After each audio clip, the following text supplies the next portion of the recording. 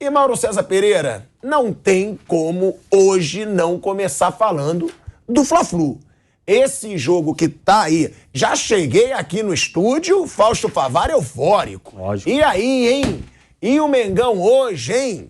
Então todo mundo tá falando nesse jogo. E a pergunta é, Mauro, tem favorito, né? E outra, acha que vai ser um jogo franco? Porque são 2 jogos. A gente sabe que times do Diniz, times do Sampaoli, muitas vezes goleiam, mas também às vezes são goleados, porque se abrem muito nas partidas. Você acha que vai ser um jogo franco pela característica dos dois, ofensiva? E outra, tem favorito, Mauro, esse Fla-Flu? O favorito é o Fluminense. O Fluminense está numa fase melhor. Isso me parece até meio óbvio. Agora, o jogo é um jogo, o primeiro tempo de 2 jogos, né? Então, acho que isso pode pautar um pouco também uma certa cautela momentânea aqui ou ali. E nem sempre os jogos... O Fla-Flu tradicionalmente é um jogo mais aberto, mas nem sempre tem sido assim. Especialmente, por exemplo, o jogo do Campeonato Carioca na fase de classificação, que foi o Fluminense 2-1 de virada, foi um jogo picado, pegado, com muita reclamação de arbitragem, um porre, aliás. Os caras reclamando de tudo, Felipe Melo agitando, aquela coisa toda. Então vai depender muito de como é que as equipes vão se comportar, especialmente esse personagem, né? Que é o Felipe Melo. Ele em campo, ele pode estar com a pauta do dia. Vai jogar bola, vai tentar catimbar, criar celeumas durante o jogo. Então acho que vai depender muito disso. A tendência é ser um jogo mais franco, sim. Até porque é a característica dos 2 técnicos, né? Os 2 times jogam de forma ofensiva. Só acho que assim, esse tipo de jogo acaba sendo meio capítulo à parte em relação a outras competições, outros jogos, né? Muita coisa pode surpreender. Do lado do Fluminense, a gente já tem ideia do que a gente vai ver. Do lado do Flamengo, que é um mistério, né? Se o time vai ser um time competitivo, ou se vai ser um time indolente, como foi sábado lá em Salvador. Estão aí falando Fluminense favorito, apostei com o Vampeta, tá? Tem apostinha com o Vampeta, ele é 100 no Fluminense, eu sou 100 no Flamengo, não, a gente não corre de aposta.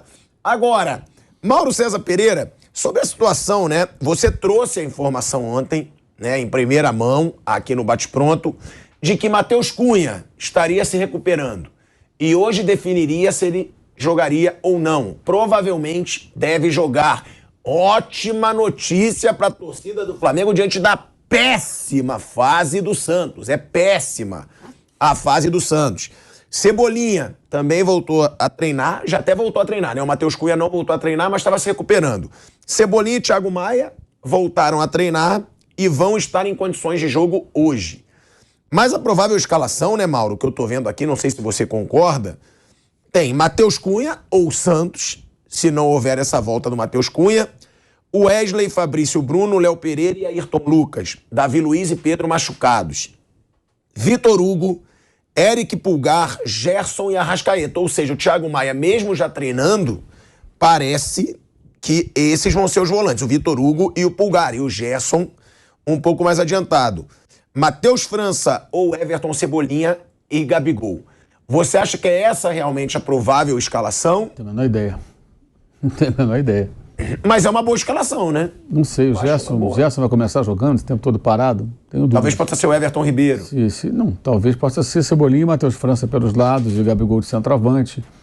Arrascaeta e os 2 volantes, Pulgar e Vitor Hugo. Qual a sua formação ideal? Eu acho que seria, não sei qual é a condição do Gerson, sim. Mas o Gerson está parado já há algum tempo.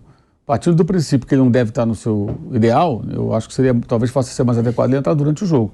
Se for o caso, eu acho que não deveria ser o Wesley, deveria ser Fabrício Bruno de lateral com Rodrigo Caio, Léo Pereira e Ayrton Lucas. Você pode até formar um trio ali em alguns momentos. Porque pelo momento emocional do Wesley, que ele erra... É um trapalhão, né? O garoto não está pronto, né? Eu acho que mais um jogo grande para esse menino, eu acho um tanto quanto arriscado. Ele é o mapa da mina, o Fluminense vai fazer o jogo em cima dele. Todo mundo faz. O Racing jogou tudo em cima dele até ele ser expulso. É meio óbvio isso, né? Ele não está nem um pouco preparado ainda para essa responsabilidade. E ele já utilizou o Fabrício Bruno como lateral, inclusive, no jogo passado. Então acho que talvez fosse mais seguro. Enfim, o Fluminense não tem o Keno, quer dizer que é um cara muito forte daquele lado também, né? Um desfalque importante, mas deve forçar o jogo por ali. Eu acho que seria mais adequado Vitor Hugo, Pulgar e Arrascaeta, Matheus França e Cebolinha dos lados e Gabigol.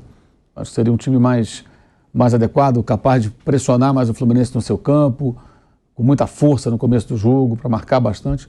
mas não sei exatamente o que o São Paulo está imaginando, né? Qual a estratégia que ele está bolando para o jogo. E o Gerson, se tiver ok 100%, ele vai jogar, mas ele está voltando de uma lesão muscular, será que ele está tão bem assim para começar o jogo? Uma coisa é começar, até entrar durante, né?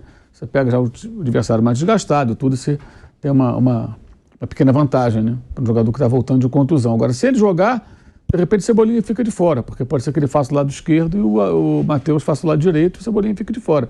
Depende também da condição do Cebolinha, que treinou ontem, mas teve esse problema da lesão que o tirou do jogo passado do intervalo. Então a gente não sabe se ele vai ter condições ou não de começar jogando. Varela está lesionado? Tá para voltar, mas acho que não está à disposição ainda não. O que eu te pergunto agora, quais são os desfalques que fazem mais peso? No Fluminense, você tem Pedro. Alexander, no Flamengo, Pedro. É Pedro. Alexander no Fluminense, que ele viabiliza muito o jogo do próprio Marcelo. Né, que você falou. Para mim, o Alexander é o maior desfalque do Fluminense. Acho o mais difícil de ser reposto.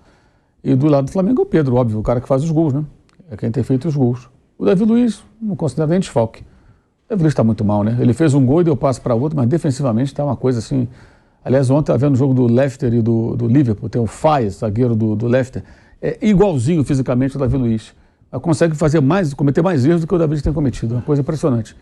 Nossa, cada jogada ontem é assustadora. O Davi Luiz está muito mal, acho até que essa lesão dele é hora dele parar e tentar se condicionar, voltar. Acho que ele é um jogador com muita história para se expor dessa maneira. Teve uma jogada no sábado contra o Bahia, que ele foi dar um chute, deu um giro no próprio corpo, parecia um peão e a bola subiu.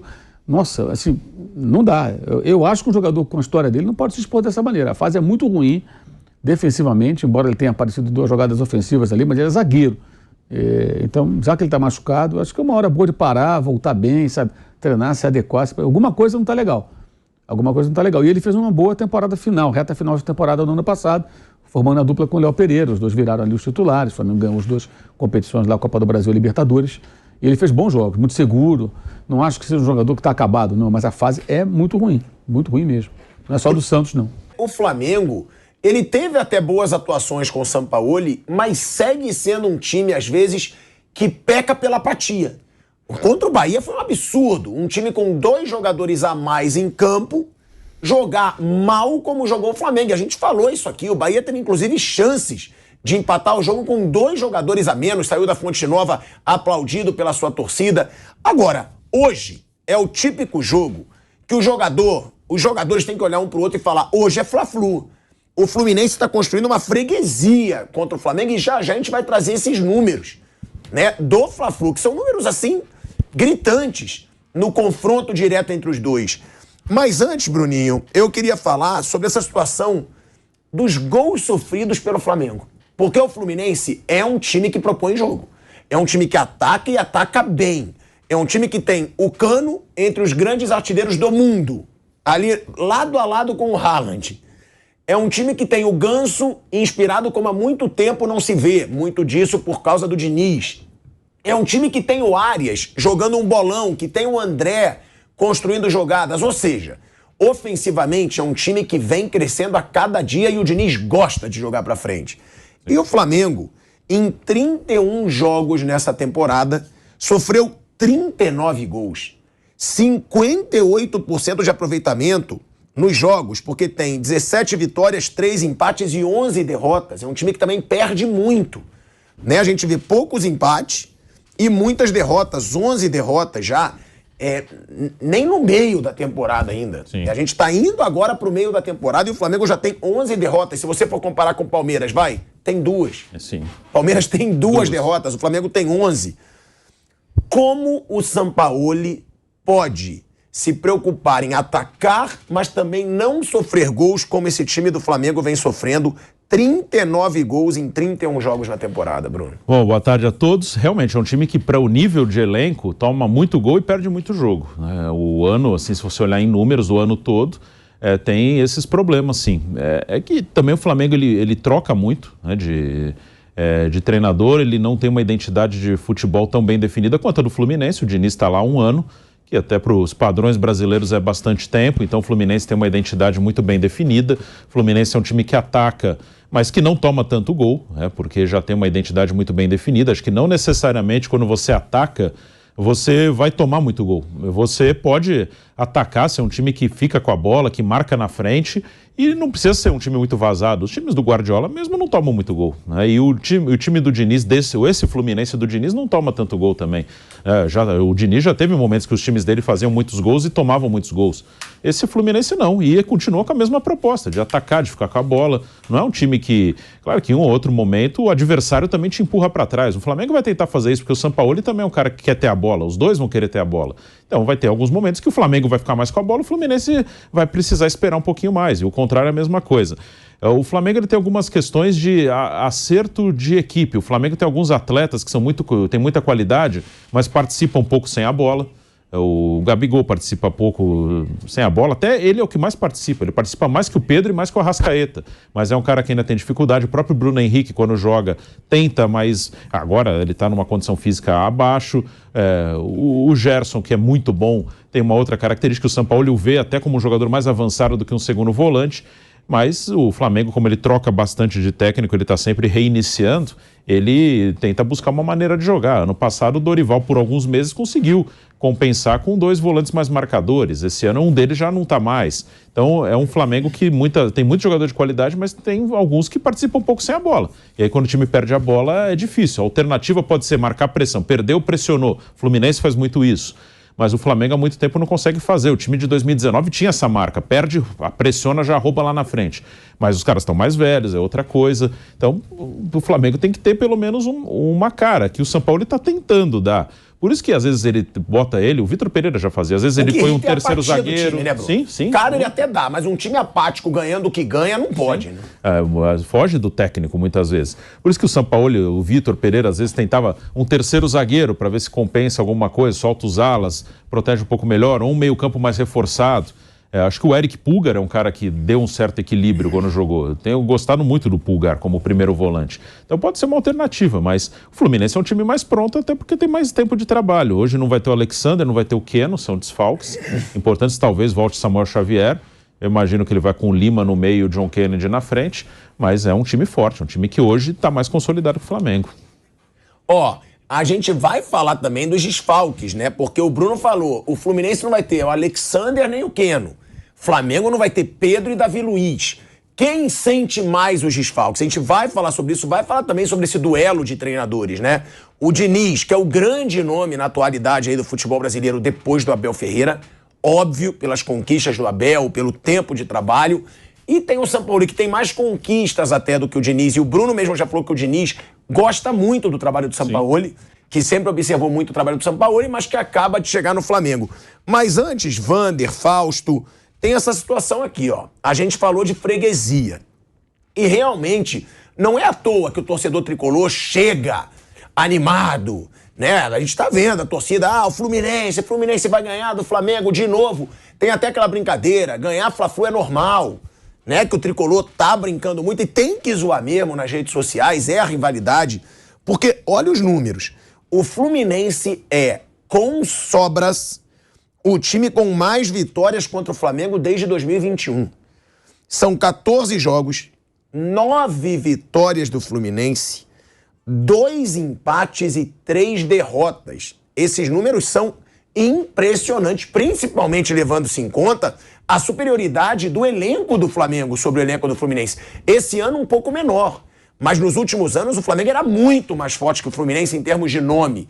E aí você tem 14 jogos, 9 vitórias do Fluminense, 2 empates, 3 derrotas, 69% de aproveitamento. E aí é um número bem impactante. E outra, dos últimos 10 jogos, o Flamengo só venceu 2, com 7 derrotas e 1 empate. Então, quando a gente fala freguesia, não é só a pilha do torcedor. Realmente, o Fluminense construiu uma freguesia que é muito difícil você construir contra um elenco super poderoso como o do Flamengo. Não, por favor, André. Bom, eu queria dizer, boa tarde a todos, a você que nos acompanha, eu queria dizer que esses números mostrados pelo Asmar incomodam o torcedor do Flamengo. Isso é claro, mas eu acho que incomoda muito mais o elenco do Flamengo, E o professor Sampaoli está chegando agora. Ele tem poucos jogos dirigindo o Flamengo, está chegando agora.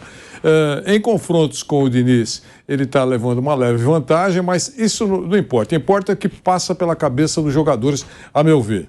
Para os jogadores do Flamengo, eu estou falando do Flamengo, não estou falando da Portuguesa do Rio de Janeiro, estou falando do Flamengo.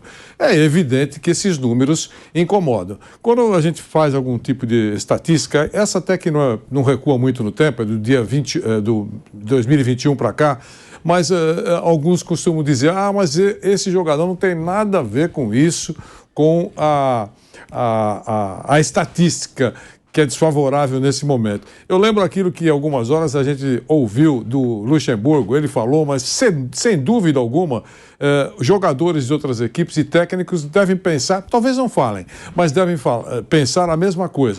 Eu não quero passar para a história como o treinador que permitiu a quebra do tabu. Ele falou isso, tá certo? Então, porque isso fica registrado realmente.